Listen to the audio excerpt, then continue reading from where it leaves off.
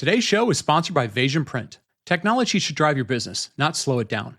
But legacy print systems are a resource suck. Don't waste time and money managing print when there's a solution. Vasion Print, formerly known as Printer Logic. Eliminate resource-intensive print servers and make the switch to an intuitive, cloud-native solution that makes printing effortless for IT teams and end users. Reduce attack surfaces and secure your environment while enjoying cloud-native flexibility that's easily supported in a hybrid workforce. It's not a patch or a fix. It's a truly seamless solution for print. See for yourself by scheduling a demo at vasion.com. That's VASION.com. Cloudcast Media presents from the massive studios in Raleigh, North Carolina. This is the Cloudcast with Aaron Delp and Brian Gracely, bringing you the best of cloud computing from around the world. Good morning, good evening, wherever you are, and welcome back to the Cloudcast. We are coming to you live from the massive Cloudcast studios here in Raleigh, North Carolina. I'm going to call it a weekend perspective, but this one's actually more of a road trip perspective. I missed publishing this one on Sunday, so I'm going to publish this one, I think, on Thursday. It's a little out of order. I hope this is the only one of the year that we get out of order, that we publish on the wrong date. I mentioned, I think, last weekend perspective that travel had kind of gotten a little out of control. It didn't get back under control at all. So just to put things in perspective, this time of year, at least for my day job, I'm traveling quite a bit more. We do a bunch of stuff where we're on the road and we're out doing things all over the world. But in particular, I had a chance to drop both the kids off for college. So I was in 6 or 7 different cities in, I think, 7 or 8 different days. I had mixed in a couple of work meetings in there and a couple of flights and a lot of driving. I think I drove about 1,200 miles in that week or so, which meant that when you drive that far, especially in the United States, you get a lot of really terrible, just normal radio coverage. So you spend a lot of time listening to podcasts. And one of the things that we've been trying to do with the podcast, and Aaron and I have been trying to do, and we've been trying to do with a bunch of people, is as we're going through this sort of transition, if it materializes from kind of the cloud era into the AI era, is really trying to get a sense of what's going on. And while there's been a lot of things going on technology-wise and investment-wise and all these sort of things and stuff that we talk about on Cloud News of the Month with Brandon and others, I kind of keep coming back to 2 big things from an AI perspective. And so I'll get into it after the break as to what I did. But really trying to understand, what are the economics of this new era look like, this new transition look like? And that's sort of hard because, anytime things transition, cost structures aren't exactly what they're supposed to look like over time and so forth. But this one feels very different. And then the other one is trying to understand, what are the adoption metrics look like? What are the adoption use cases? What are the sort of killer things that drive this new paradigm into reality versus, hype and demos and all that sort of stuff? And so what I did over that long set of hours driving in the car and being on the road and stuff was I went and listened to a lot of hours of the Acquired podcast, and I'll put a link to the show notes. But I went and listened to specifically 4 or 5 that I think are sort of relevant around this space. So it was Microsoft, NVIDIA, Amazon and AWS, Google, as well as Google Cloud, and Meta, which was the Facebook episode at the time. And there was a couple of others that I listened there as well. There'll be some links in there. But what I was really trying to understand was, kind of going back to the origin, a lot of those companies that really kind of were the dominant player in everything from like desktop and PC computing to the dawn of the internet to obviously the cloud. NVIDIA's case, sort of this evolution of just using a GPU to where we are with AI. Meta from the perspective of kind of, just mass adoption of technology and what that means, and really kind of how the largest companies were able to become the largest companies. But anyways, I want to kind of dig into that after the break and kind of get into it. But I want to kind of spend a little bit of time on some of the things that I was thinking about as I was listening to these things. And again, it's probably upwards of 18, 20 plus hours of podcasts.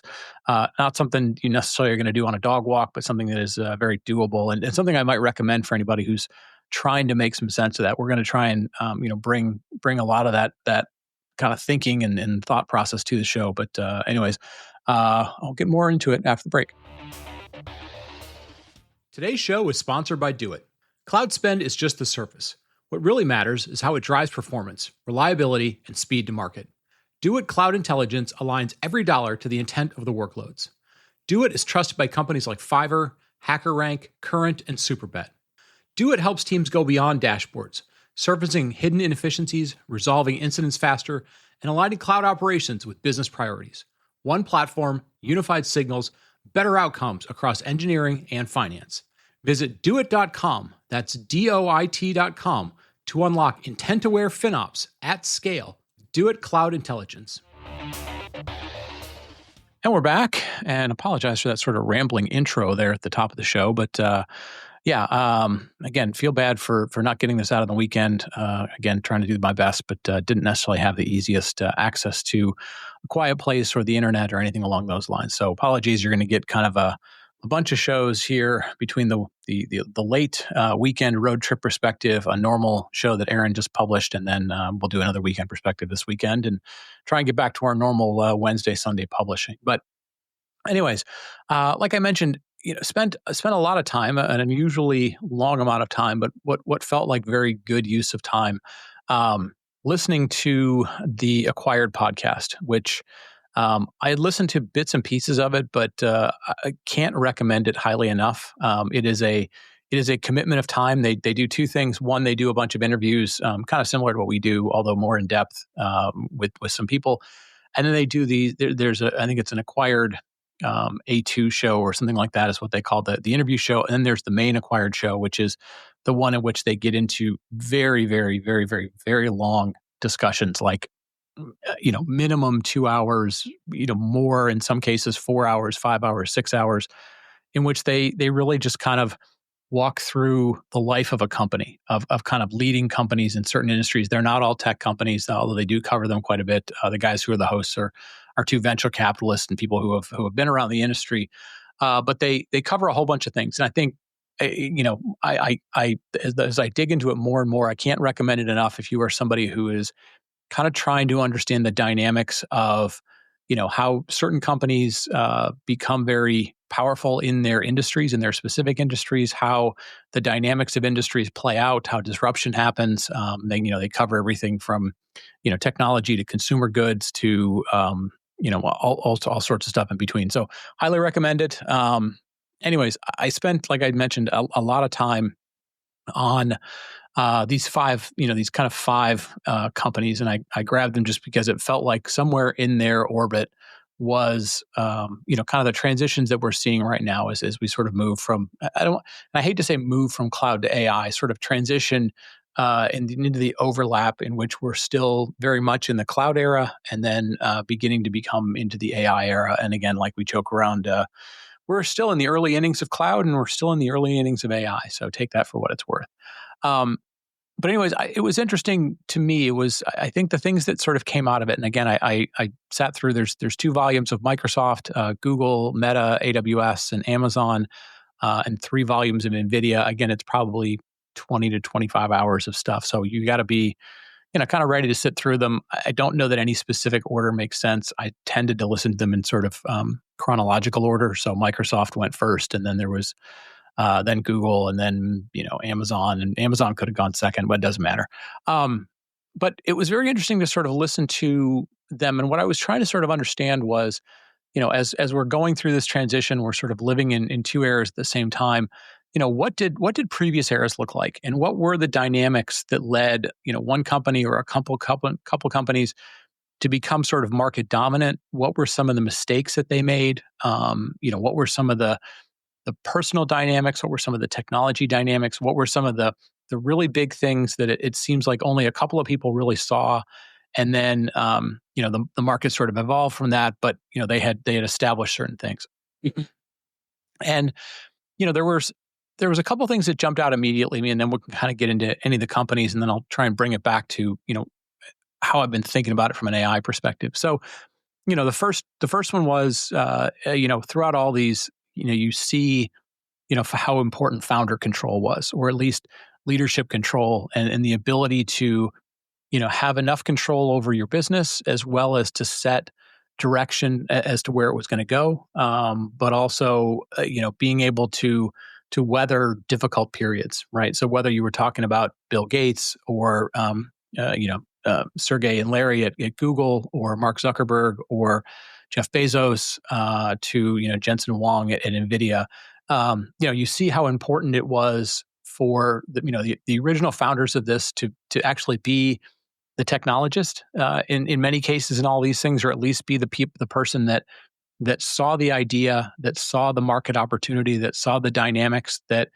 they made a huge bet upon, that they thought that if they sort of executed along a certain path, at least even for their original idea, that there was such a market gap there, that they could go and create something large, right? And so I think that sort of founder mentality, but more so, not to get caught up in the sort of hype we have now of founder fund and founder mentality, but really kind of founder leadership, original person truly understanding what the opportunity was, and that original person or persons really understanding that they were making a bet on something that was so fundamentally different than what was the status quo at the time, that they were going to have to do quite a bit in terms of convincing people of doing it, but fundamentally they sort of found a complete vacuum that was there for an opportunity, and I think that's the big difference that we see maybe even today with a lot of the startups that we've had on the show. Not to kind of belittle any of those founders, but a lot of what they're seeing is a feature that's not there, or a capability that's not there. They're not seeing entirely new markets that aren't there. And I think it made me think a little bit about when we think about sort of the newer generation of some of these AI companies, even looking at like a Sam Altman, he doesn't, while people are sort of fascinated with this guy and he's sort of an enigma and he's sort of, weird and unusual, and sometimes that signals genius or something like that.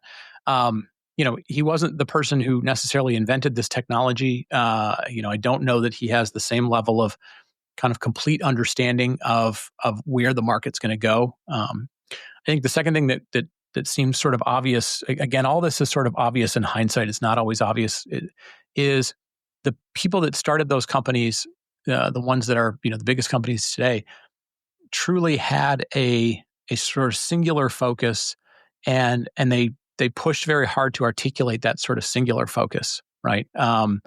And again, I come back to, I'm going to kind of compare some of these to like Sam Altman, and I've been trying to sort of compare these to OpenAI. Should they fit into that same category as these other companies who have gone on to truly, truly dominant positions?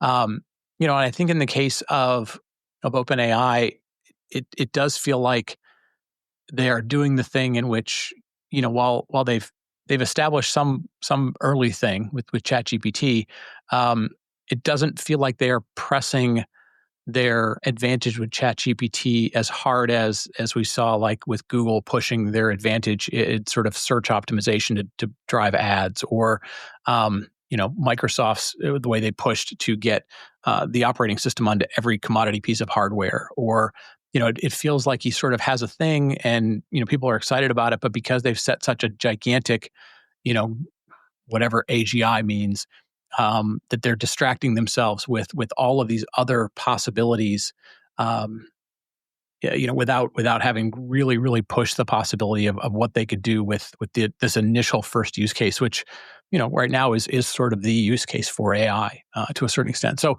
I thought that was very interesting.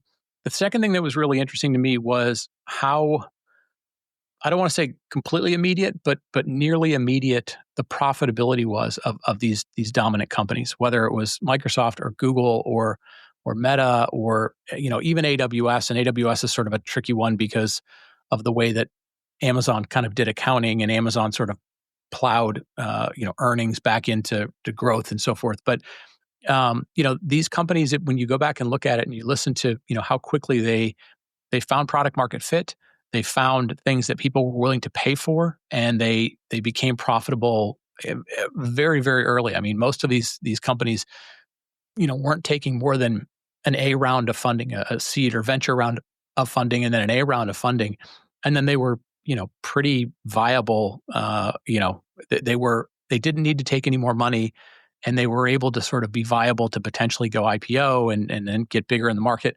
like within a few years. And if I look at that in comparison, like OpenAI doesn't look anything like that. So as dominant as we tend to think of OpenAI, it doesn't necessarily look anything like those as well. And then it was really interesting just to really kind of look at what the growth strategies were for these companies. Again, I kind of go back to almost every one of them you can point to. NVIDIA feels a little bit different just because so much of their rise has been, at least lately because of Gen AI. But, so many of them, their growth strategies were, I don't want to say growth at all costs, but they did figure out what was the most important thing in order to establish a level of dominance within what they did, whether that was how they distributed their product, how they positioned their core product, how they tried to shape the market to move in the direction of this new behavior that they had, this new capability that they had. And so, that's something that I've been sort of watching. And some of it was, direct kind of go-to-market things that they were able to do. Some of them were indirect partnerships that they were able to do and change the economics of things. So, for example, there was a good story about how, when the iPhone came along and the market was sort of searching for a secondary option, Microsoft could have been that thing, except they were trying to sell operating systems and they were trying to burden the phone companies with a cost of an OS. And then Google came along and not only were giving away the OS for free, but they were able to give away the OS for free because they realized that was going to be yet another channel for them to collect information, get searches, be able to monetize that. And so, you start to sort of connect the dots between, the sort of first principles core product that they had and how they were able to expand that versus where you had an advantage in the case of Microsoft, say with operating systems,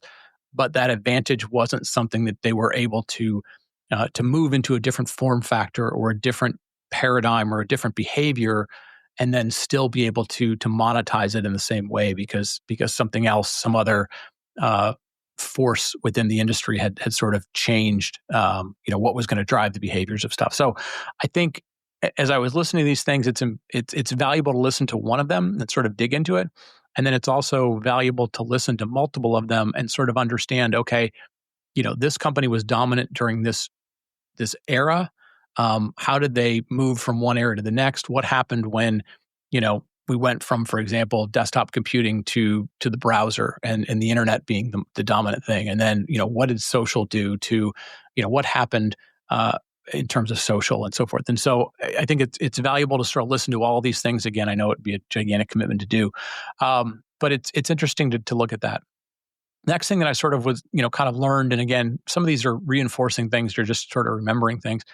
But in the case of when any of these companies kind of changed from being a consumer-focused company to being an enterprise-focused company, how long it took them to establish an enterprise business. And I think that's a, kind of a recognition that, not only does it take a long time to change all of the dynamics of what you do, the technology has to change, the go-to-market has to change, the personas of what you're selling to and how they buy and all those sort of things, the requirements they have for security or scalability or whatever it might be. But, in many cases, it took these companies 7, 8, 9, 10 years to sort of establish an enterprise business, if they ever even established an enterprise business. And, so I think that's sort of worth keeping in mind. And again, looking at some of these AI companies coming along, their likelihood of success in the consumer market versus their likelihood of success in the enterprise market, are very, very different dynamics. And I think sometimes we forget about that just because maybe now we're talking about, chatbots or coding assistants in the enterprise. It's still a very different dynamic. And then I think it was very, very interesting to listen to all of them again, go back to very first basic way that they introduced themselves into the market, and then sort of the dynamics of when the market changed or when they tried to change the market. What was their original business model? How defensible was their business model?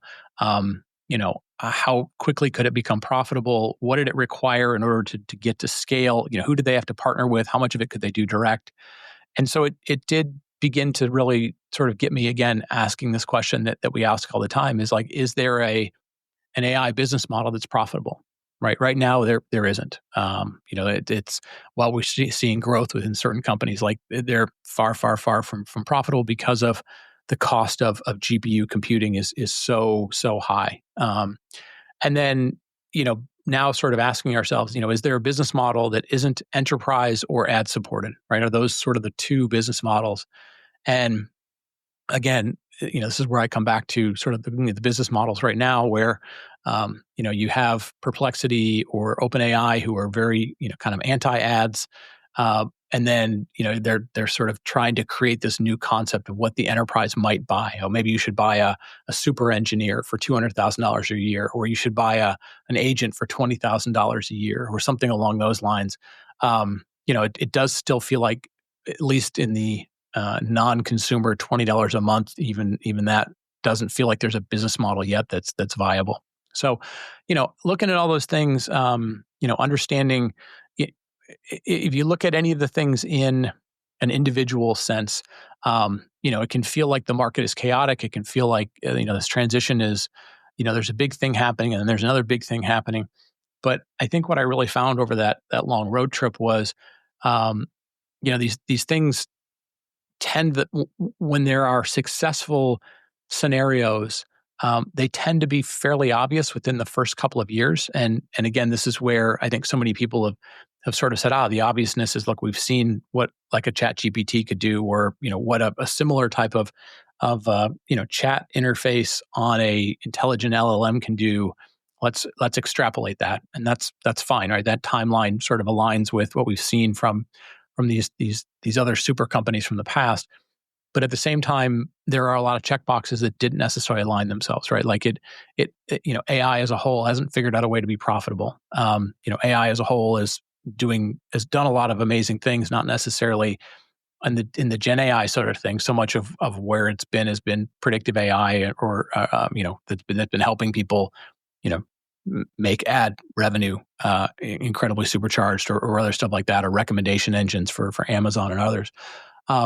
So I think the business model is still in question. The economic viability of it is still very much in question. The ability to do the things that we did in the cloud era, in which CPUs could be made if they were done in certain ways at scale to essentially be free. Given the marginal cost of what it could do and generate value. I don't think we're anywhere near that with GPUs at this point, right? The cost of GPUs right now, all of the value of that is accruing to the one company that makes the GPUs, but it doesn't necessarily, hasn't proven to be profitably accruing to really anybody else in the ecosystem. And I think, again, as we look at those companies, whether it was a Microsoft, or whether it was Facebook, or whether it was Amazon with the way that they sold with other retailers, or whatever it was, they were able to find profitability. Their ecosystem was able to find profitability within relatively short periods of time. The ability to experiment was relatively low cost. So those things feel very, very different from where we were before. Maybe that will become the new normal. It's hard to envision a new normal establishing itself where it's not profitable yet. But we have seen market transitions in which companies went long periods of time sort of quote unquote losing money and reinvesting it in new things. So we'll have to see what that new sort of Amazon-ish model sort of looks like. It feels like maybe we're Amazon in the early days of, like, we're not showing profitability. They weren't necessarily showing lots of losses, but they weren't necessarily showing profitability. That feels as close to anything we're having right now. Right now, it feels like losses is far outweighing break even or profitability. So, anyways, I highly recommend the effort to go about listening to them. I know it's a huge uplift. I know it's a huge time commitment. But if you're really trying to kind of understand the dynamics of what's going on in the current market, the transitional market that we're going through, I always find that historically there's a lot of things to take from it. History doesn't necessarily always show us exactly what transitions will look like, but it does give us repeatable ways of looking at what transition look like, what transition from era 1 to era 2 to era 3 to whatever era we're in right now. What success looked like previously. What were the dynamics of why that happened? And, does today look anything like that? Are we beginning to look anything like that? Are we scratching the surface? So anyways, yeah, so take a look at that. If you have the time, if you're interested in kind of how that's going, and then we will do our best to continue to sort of pull out important things and things that we can reinforce, for this audience. So anyways, with that, I'm going to wrap it up. Again, apologies for this show being out late. I hope this is worthwhile. I know I'm still recovering a little bit from all the travel and stuff, but I'm going to get back on track. Do have a ton of travel coming up in the next 3-4 months, but I'm going to do a better job of trying to make sure we get the shows recorded and out on time, because I know that a lot of you build your schedules around them. So with that, thanks for listening. We'll talk to you next week. Thank you for listening to The Cloudcast. Please visit thecloudcast.net to find more shows, show notes, videos, and everything social media.